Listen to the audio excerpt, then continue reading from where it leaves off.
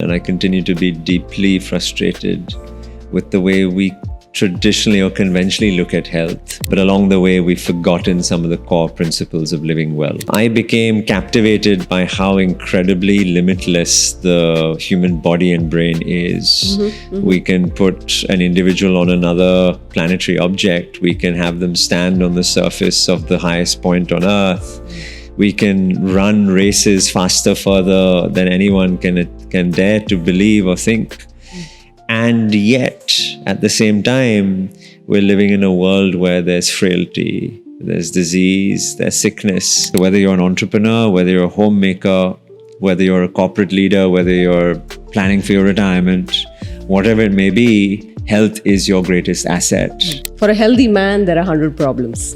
But for somebody who's not healthy, this is their only problem, right? Yeah. I don't fully subscribe to that school of thought. In a room full of people I asked him, raise your hands, those who want to live to be 70 years, 80 years, 90 years, 100 years. And the hands gradually start going down. Yeah. Even the word longevity wasn't pronounced properly. It used to be pronounced longevity. Somebody in the 30s, and then as they transition into the 40s, which is midlife, and 50s and 60s, is there anything that you would say, in the 30s, this is what you have to focus on? Like we do this in financial planning. Mental health has become like the theme. Very young people are, prescribed medicines for mental health and things like that. Go gum. Go gum. Go gum. Get up, get out, get moving. Teacher will appear when the student is ready, right? Roughly, it's a 80-20 rule. That 20% comes from your genes. What Marcus does is really weird. He says these really crazy things. What would that be? I'm never afraid to try new things. Any of these experiments that went bad? I have joked about keeping a chicken at home because maybe we can get fresh eggs that way. Yeah, but maybe a cow as well. What if aging was not just a number, but a strategy?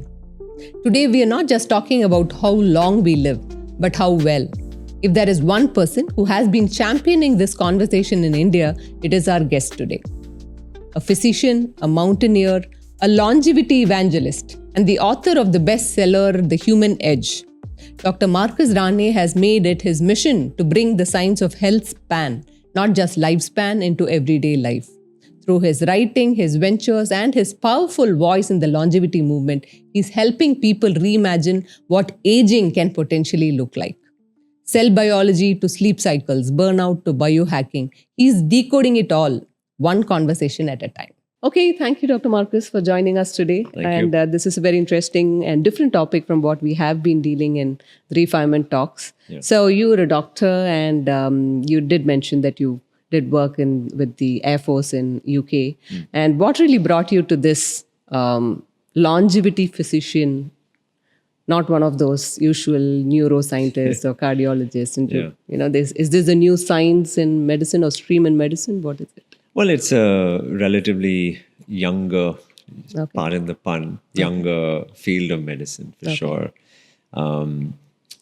I got attracted to the idea because I have been, and I continue to be deeply frustrated with the way we traditionally or conventionally look at health, which is much more of a disease-focused lens. We talk about an organ, we talk about a disease, we talk about a cellular pathology. Really, we are treating the human, we're treating the person. We've forgotten that approach in many, many ways. So yes, one can maybe think about this as going back to the way medicine perhaps was treated. Of course, advancements in medical technologies have been incredible. They've extended human life. They've helped solve for so many diseases. But along the way, we've forgotten some of the core principles of living well. So for me and the practice that I set out, it was really about bringing that back into day-to-day, working not only with individuals who are looking to excel, optimize, and achieve the most out of their body, but also people who are looking and planning for their futures, the next 20, 30, 40, 50 years. How do they ensure that that health trajectory is a healthy one, it's a good one, and it allows them to do the things that they love, spending time with family and kids and travel and music and dance and anything that gives you joy. That's why I do what I do. Nice. Okay, so you're saying it started from frustration that you're looking at things in silo. Interesting, and thank you very much, because we've always felt this, right? When you go to a doctor, saying if some part of your body is not working well, you go there, and then you're being pushed around here and there. Yeah. Someone to look at it holistically. Yeah. It's interesting. But you've also done work with astronauts and athletes and people who like extremely push their bodies. Is there any reason why you think that has to be looked at differently? So, before I worked on the wards as a medical doctor, my first or early part of the career, as you mentioned earlier, was serving as a reserve in the Royal Air Force. And at the time, I was studying human physiology. And I became captivated by how incredibly limitless the human body and brain is. We can put an individual on another planetary object. We can have them stand on the surface of the highest point on Earth. We can run races faster, further than anyone can dare to believe or think. And yet, at the same time, we're living in a world where there's frailty, there's disease, there's sickness. That sort of dichotomy or paradox is what I tussle with every single day, which is, how is it on one side the human body can do those incredible things, but on the other side, it succumbs to basic illnesses and infections. So I became very interested in this area of what we call extreme medicine or high performance sport medicine, etc. earlier on. And it just continued to be a thread throughout my career. Okay. Got me to experience the world in very exciting places. Part of expeditions to Mount Everest, have been part of expeditions to the Arctic Circle on multiple occasions. I've climbed many big mountains around the world. I've worked and supported crews who have gone to the International Space Station, who have been performance pilots in the Royal Air Force. I work with cricketers and badminton players and athletes and Olympians and Paralympians even today. That's where I get a lot of energy and excitement from. And I see my job as one which helps to translate that into day-to-day lives. Yes. So whether you're an entrepreneur, whether you're a homemaker, whether you're a corporate leader, whether you're planning for your retirement, whatever it may be, health is your greatest asset. Absolutely. People forget that, but it is the one key asset which we won't get again.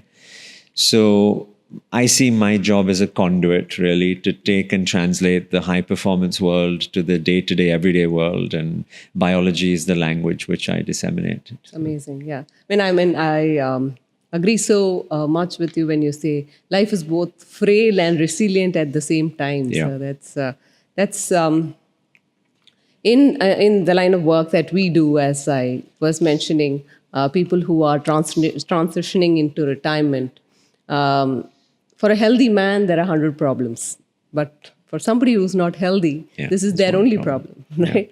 Yeah. So this becomes, when we do the planning, the health takes a big chunk of your expenditure plan. Yeah. Or, you've worked so hard putting away money to say that I'm going to travel the world or I'm going to give it to my children. Yeah. And then it ends up in a hospital, right? So this is something that we've been grappling with too, saying, okay, when money can enable somebody live wonderful lives, health comes in the way, right? So what is it that we can do is, the reason for this talk. And once we started talking about this, people have been sending me books and referring people, I can talk to you with like you.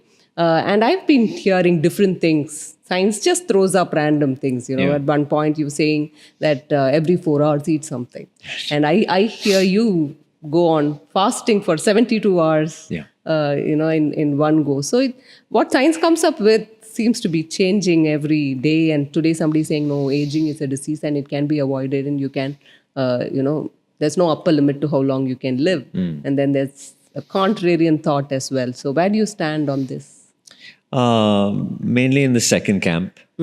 I think there is, as we currently know, there are very specific cellular processes which are happening every single day, which ultimately have created a finite limit to human lifespan, i.e. we are mortal. It's that simple.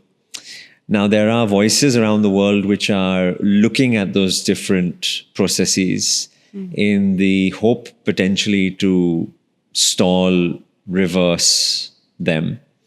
I don't fully subscribe to that school of thought. For me, I appreciate that we have this finite limit, but the trajectory of your status of health need not be one where it is the conventional, ever declining, increasing suffering frailty index that we think about when we think about living old. One of the things I love doing whenever I'm in a group in a room full of people is I ask them, raise your hands, those who want to live to be 70 years, 80 years, 90 years, 100 years. And the hands gradually start going down. Yeah. And then you ask people, why did you drop your hand? And they say, because I don't want to suffer. I don't want to have that stroke. I don't want to be bedridden. I don't want to be a burden on my family or society.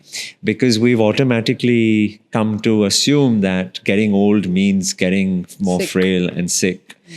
But that need not be the case. We can imagine a future where we live healthy years well into our 7th, 8th, 9th decades of life, and that the suffering or the disease segment is as minimized as possible. So yes, there will be a terminal event. Yes. But if you can build your resiliency up to a level where you are able to combat the processes significantly, then eventually you will have that cliff fall off. Yes. That's okay. But my job, at least as I want to live my life and encourage others, is invest early, invest young, and make sure you're preparing for your future from a health perspective so that you see the dividends later and later on in life. Yeah, okay. So the health span versus the lifespan conversation. Exactly. Yeah. And the difference between the two. How do you ensure that difference is as minimized as possible? Yeah. Fall off the cliff. I think I read about this at Dr. Atul Gawande's book. Where he talks, the falling off the cliff. Yeah. And I think that was how it was, right? I mean, earlier days we've seen our grandparents just dying. Like, they were just fine the previous day and they're dead the next day. But these days you're just spending the last 1 year, like how we say in retirement, the first year of retirement, all the money goes in travel. The last year of retirement, all the money goes to the hospital. Sure. A lot of money is going in for a lost cause, any which ways, right? So, but there's a lot of this conversation about biohacking. And I saw your comment about Ozempic, some such conversation that's happening. There's so much happening on it. And if you are in 2025, you've probably spoken about protein in your diet, right? Yeah. So, I mean, how much of this is real? How much should we really take this seriously? What's your thought on all this? So I'm very happy to see that the awareness in society has increased, almost a logarithmic scale, even in the last few years. When I started talking about living well, which would have been, 8, 9, 10 years ago or so, even the word longevity wasn't pronounced properly. It used to be pronounced longevity. Longevity, right? Okay. Now, thankfully, people can pronounce it. People have heard about it. People are certainly aware of certain basic principles. I can't go to any dinner party without people asking me about protein and supplements, for sure. Intermittent fasting, cold water showers, sauna therapy, red light therapy, all of these things. And now slowly that narrative is evolving. Now I'm getting asked about peptides. Now people ask me about PRP injections. People ask me about the exosome. People ask me about stem cells. So clearly there's a maturity curve which is happening, which is great. I think the more people learn about their body, the better, because it's your ultimate asset and your machine. But with it, through social media, the loudest voice is heard the most as opposed to the right voice. So there's understandably a lot of confusion. There's a lot of overwhelm. And so if we can try and create opportunities like this, perhaps to provide a voice of reason, data-led insights, science, and reasoning through it, then that's better for individuals. Right? So that's what I see. So biohackers are a group of individuals who are trying to optimize their body. Some are doing so in a scientific manner. Some people are experimenting on the fringes. That's okay. That's how science advances. I often get criticized by people at home that I'll never prescribe something that I haven't tried before. That includes molecules and injections and therapies and interventions, everything. Not all doctors can say that. Not everyone can. But I like to practice what I preach so that I can understand what's going on. And N equals 1. It's a universe of 1, but there's a lot of learnings that comes through it. So yeah, biohacking is this sort of sexy terminology which is there, but one should pay caution to the wind and ensure that the voices you listen to are one which are hopefully using a scientific approach towards what they're saying and doing. And just because it works in one doesn't mean it necessarily will work in another. We are each our own experiment of N equals 1. Okay. So that's also something that So you're people should saying appreciate. protein is not necessarily like a thing that has to be... No, protein is a good thing. Protein, however, comes in many forms. Everyone listening to this need not be consuming a protein powder. Okay. And even if you are consuming a protein powder, there are many variants to that, depending upon your own sort of sets of allergies and intolerances, etc. People get confused about how much protein to be taking. When should I be taking protein? Is it an everyday thing? Should I be doing it only before I work out, etc.? So there's a lot of these types of conversations which are happening, which understandably causes confusion for people. Yeah. Okay. So you suggest that we understand our body well before jumping into one of these. Absolutely. It's the same with yesterday. In fact, I was at an event in the evening and someone came up to me and she said, "Doc, just tell me the 5 supplements I should take." Okay. And I said, "Yeah, I can tell you exactly which 5 you should take. Show me your bloods." And she looked at me and I said, "But that's my approach. How do I know what to prescribe if I don't know where your data is today?" Right? And it's true for all of us, whether it's supplements or proteins or anything. So by getting a better understanding of yourself, same for you, right? When you counsel your clients, you need to know where their baseline, what's their long-term goals and objectives, and then titrate as you go. So it's exactly no investment plan without a financial plan. And this doesn't cut well everywhere. Huh? Like, Sure. I understand that pain. But still, we are here and we're talking for a short while.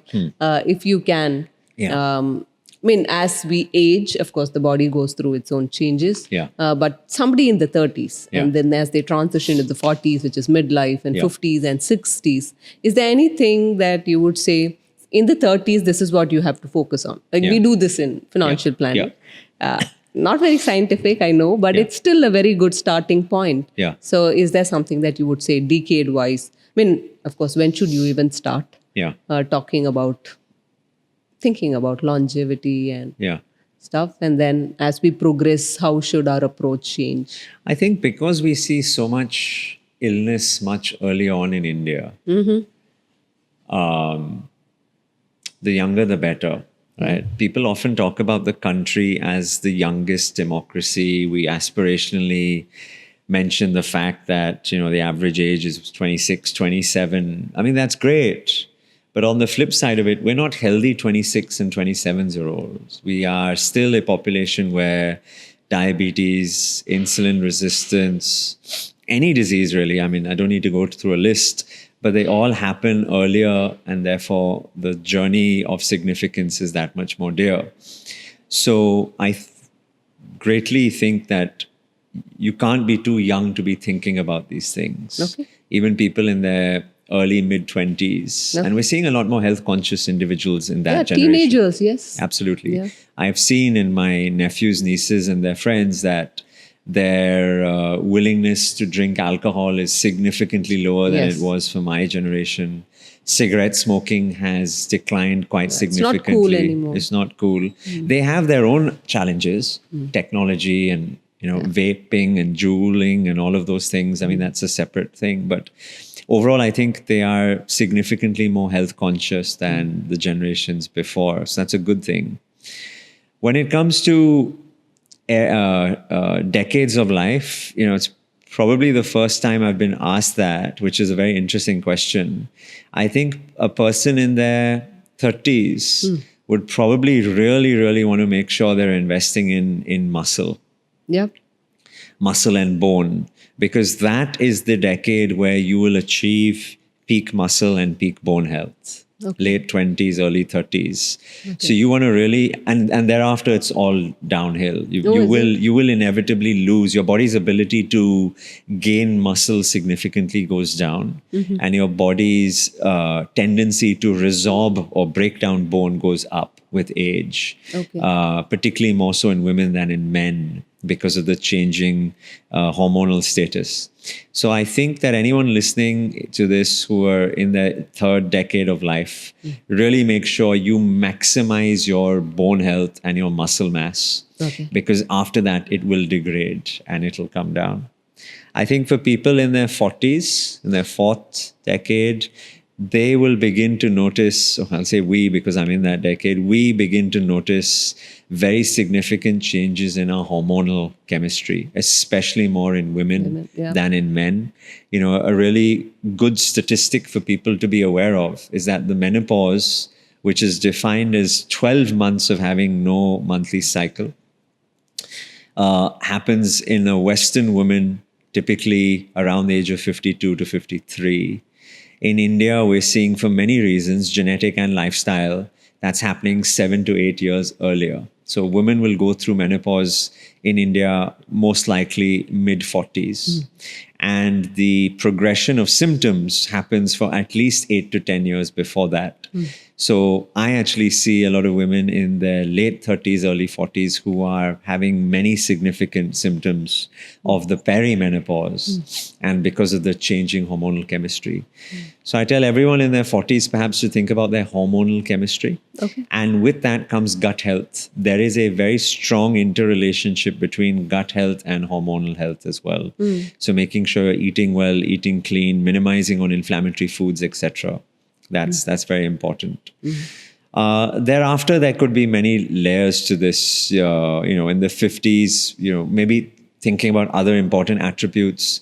Balance and flexibility are very important for people to train for. You need to train your organs of balance. You need to ensure your body is kept as flexible as possible. So that's an important aspect.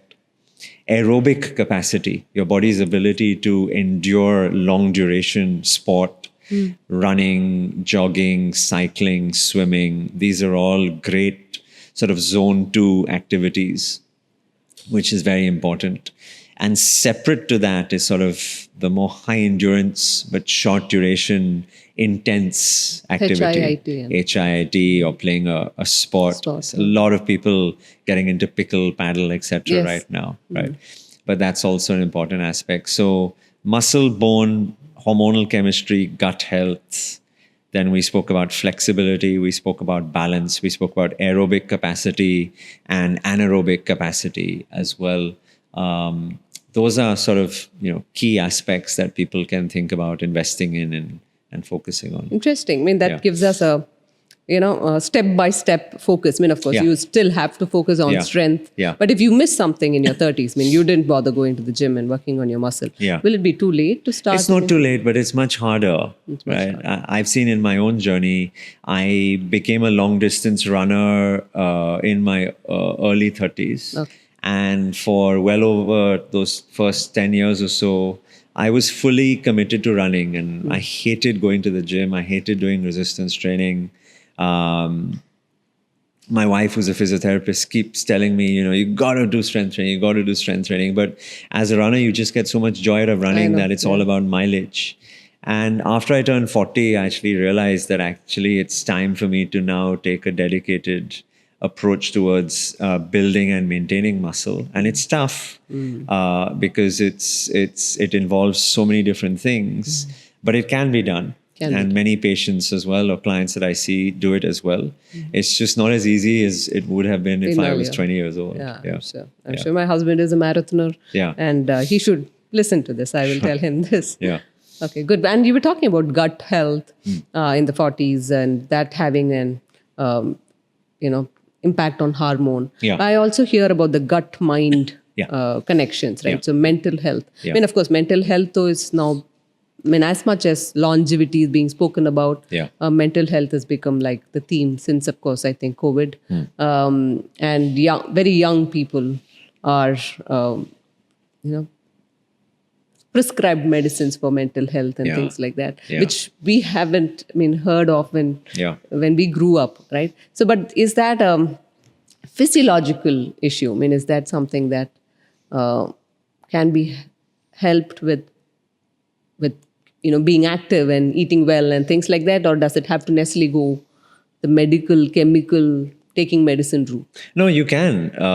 There is a concept in science called the chemistry above the neck, where all of the internal neurochemistry that happens in the brain, as you said, there are significant linkages back to gut health. Okay. Your microbiome, which is the millions, if not trillions actually, of organisms that live inside of your gut, responsible for breaking down all the food that you consume.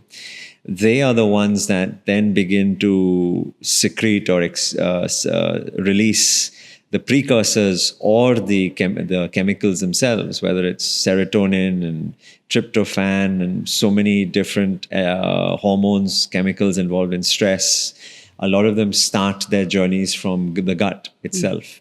So if you are able to optimize your gut and make sure that you're eating properly, feeding or nourishing your microbiome with the right prebiotics, probiotics, fiber, hydration, and supplementing the body with the right micronutrients that are required, you will notice over a period of time that your gut health will improve. And with it, you can have betterment in terms of your neuropsychological state, your happiness, and the way you live your day-to-day lives as well. So it is a powerful adjunct and intervention for people to improve their state of mental well-being. Across age groups. Across age groups. Yeah, absolutely. Yeah. Because mental health as we retire, this is another important point. We discuss a lot about when people retire. There's a lot of psychological, turmoil they go through because there's not just loss of a job, there's loss of identity, loss of respect, and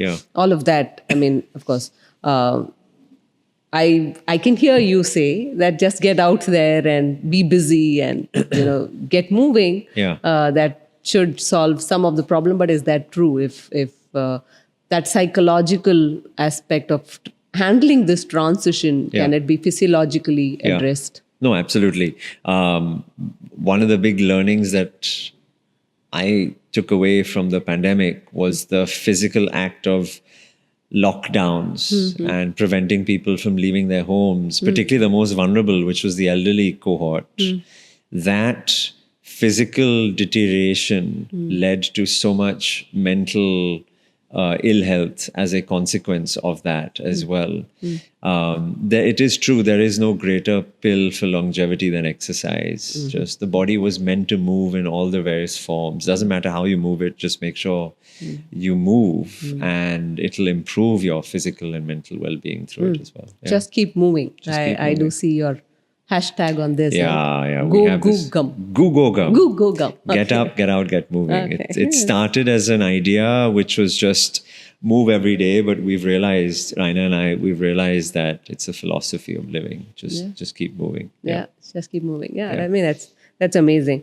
While we were talking on mental health and the psychology, and you also said people don't put their hand up if they want to live too long. Is there a mindset change that's essential, something that we can adopt to get the longevity thinking or the health span thinking amongst people?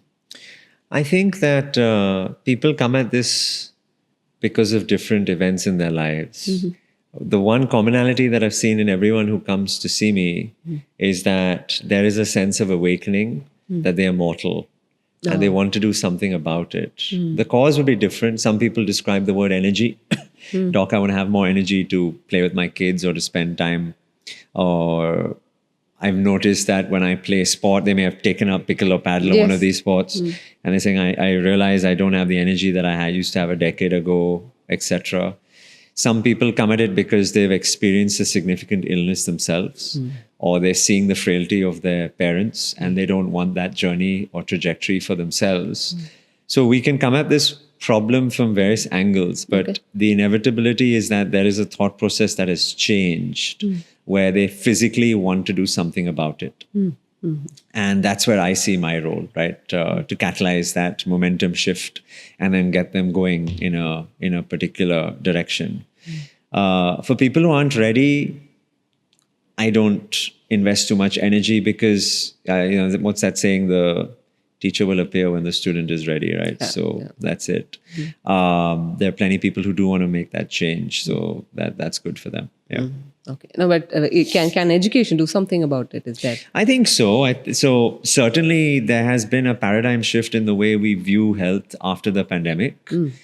People talk about it more. Companies utilize it more for branding or strategic benefit to them.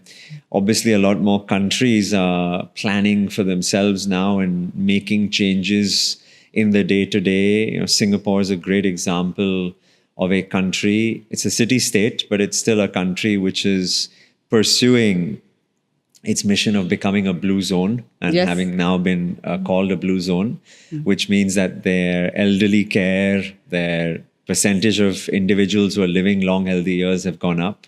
And that means infrastructure changing. It means public policy changes. It means taxation changes. There are a lot of things that have to happen for this to occur. So these shifts are happening in society, which is good to see.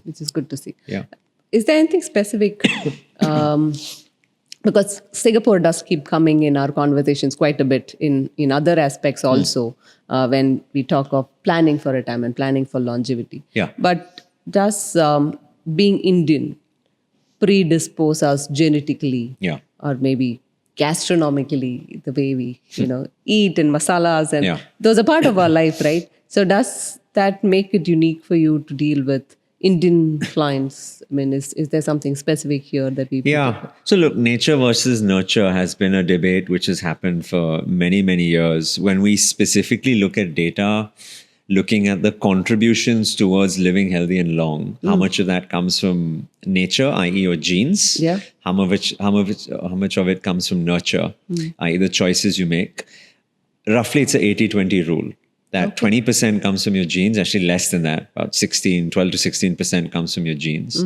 And the rest of it comes from where you live, who you spend time with, and the lifestyle choices you make. Okay. So where you live will dictate the physical infrastructure available to you. Can you even go for a walk or not? Does the weather allow for you to enjoy the outdoors? What's the quality of air? What's the quality of water? What's the quality of sound? What's the quality of soil? All of these, how far are you away from proper food? All of these things. So that has a very significant role on the organism. Who you spend time with. We are the sum of the 5 people we spend the most time with. I keep reminding anyone, if you want to take up a healthy hobby like running, join a running club or make friends with a runner.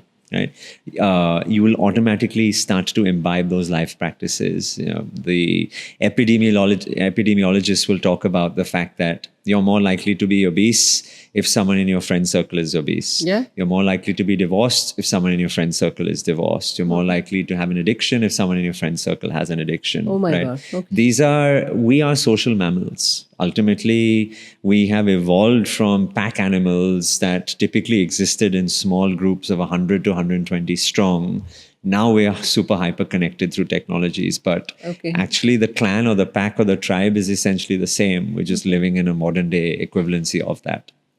So who is around you has a great role to play on the trajectory of the life that you lead as well.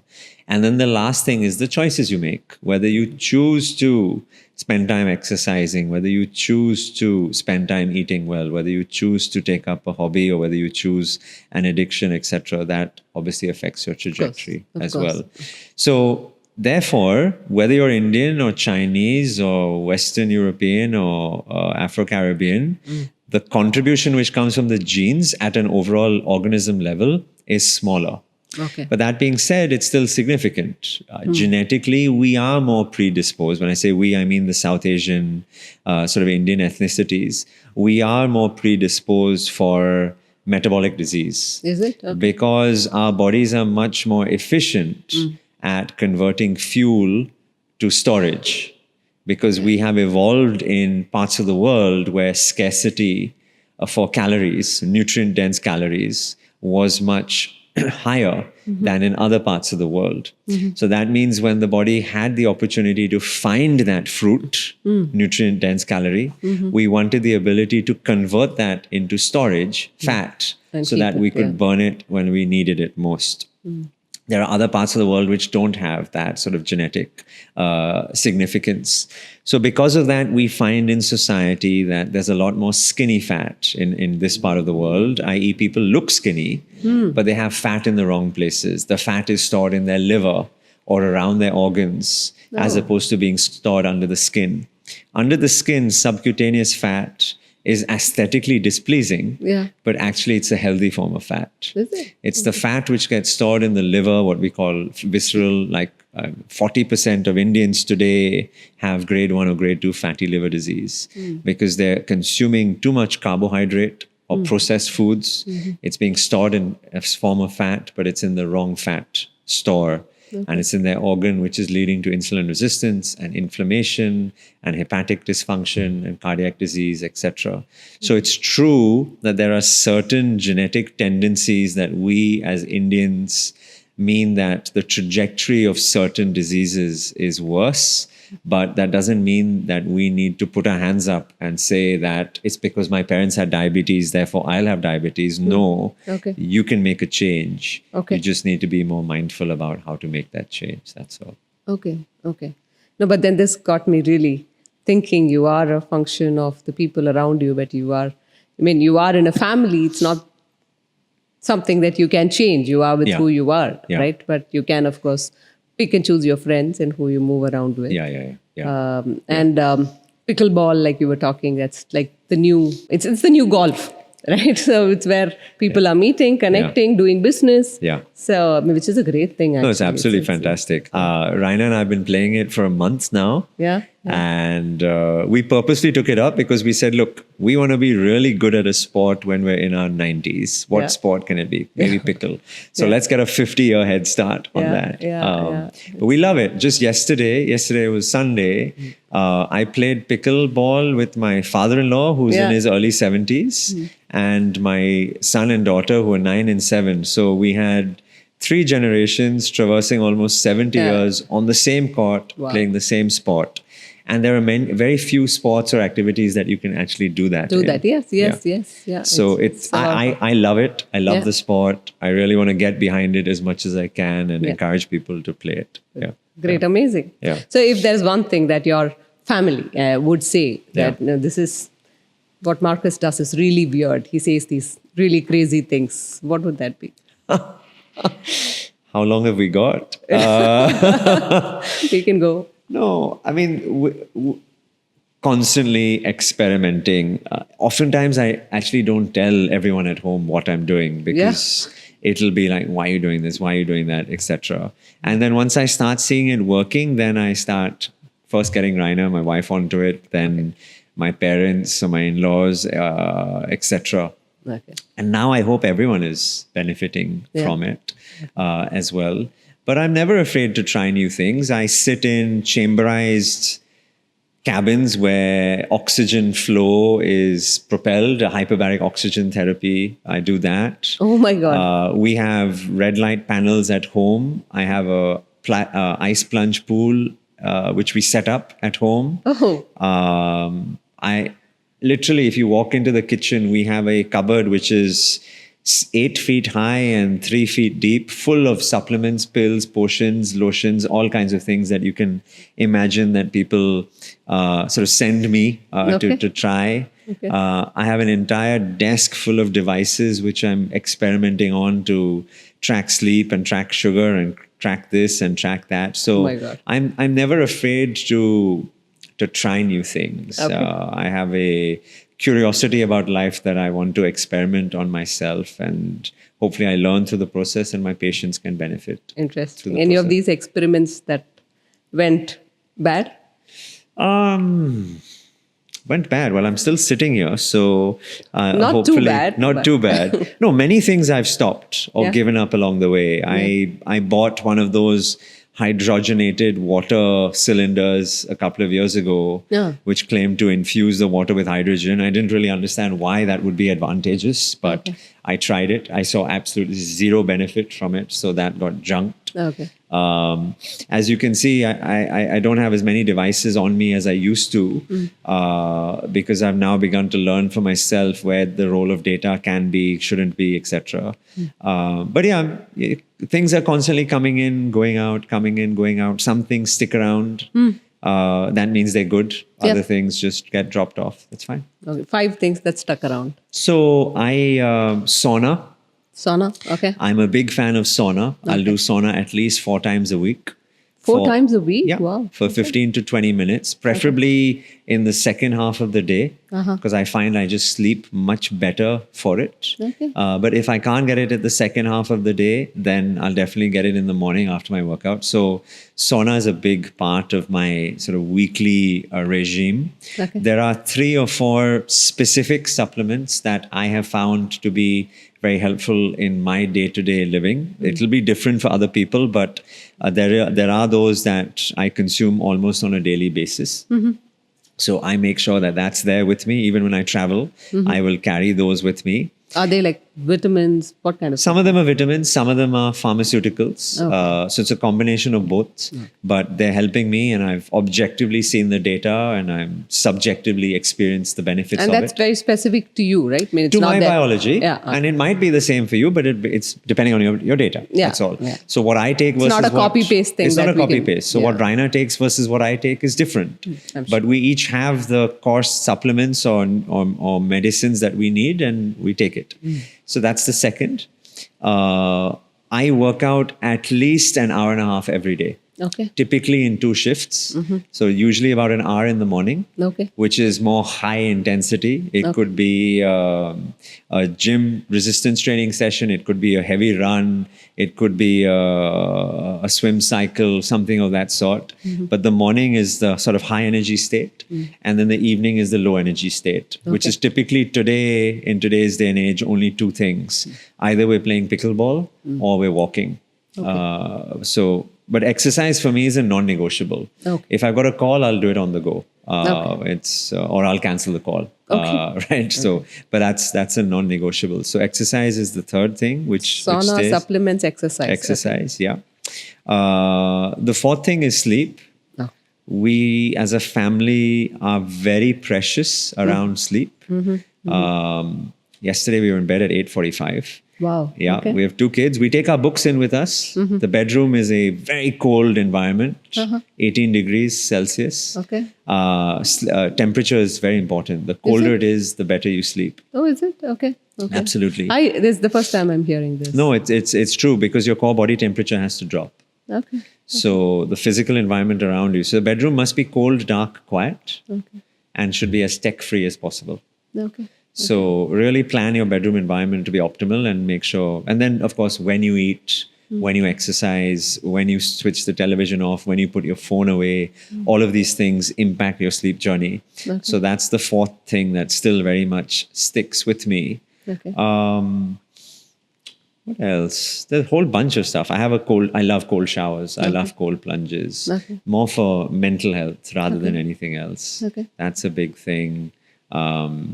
Anything on food that... Yeah. Okay. So we never eat anything coming out of a packet or a jar.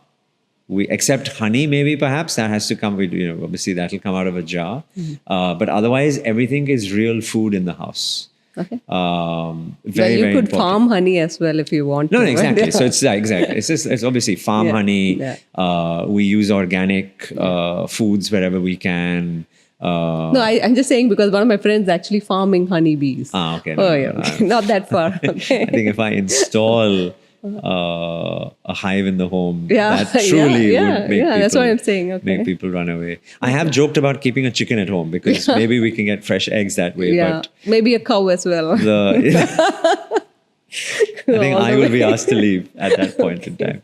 No, but food is a really important part. So we are very particular about ensuring we eat well. We eat real food. And fasting, I know we spoke about it. Padushan is coming up. Yeah. So every year, twice a year, Raina and I will spend 72 hours, 3 days, where we just consume water. Wow. And it's part And of the 2 longevity. times in a year you do that? 2 times in a year, yeah. It's part of the longevity toolkit for us. Is it? Okay. Okay.